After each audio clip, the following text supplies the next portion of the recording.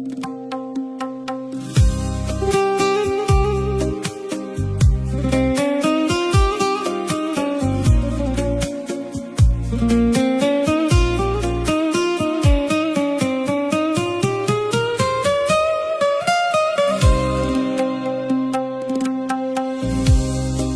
غلام قمرم، غیر قمر هیچ مگو.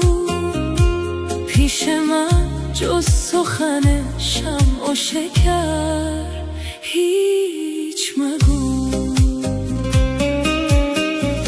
سخن رنج مگو، جز سخن گنج مگو.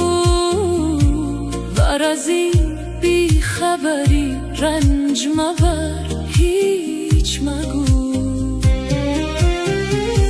دوش دیوانه شدم، عشق مرا دید و بگفت آمدم.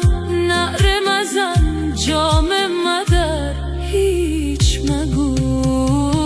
من غلام قمرم، غیر قمر هیچ مگو.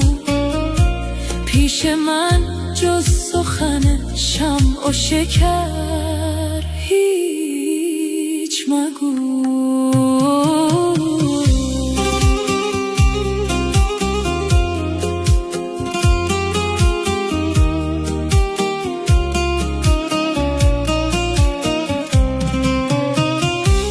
گفتم ای عشق من از چیز دگر می ترسم.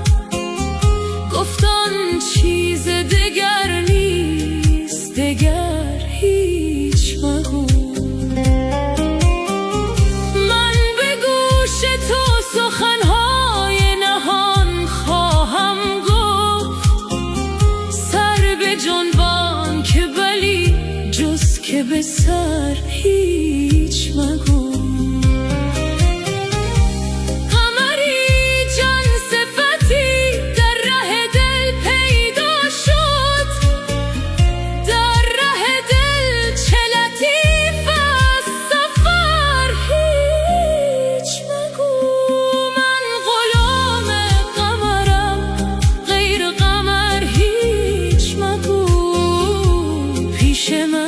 جز سخن شمع و شکر هیچ مگو.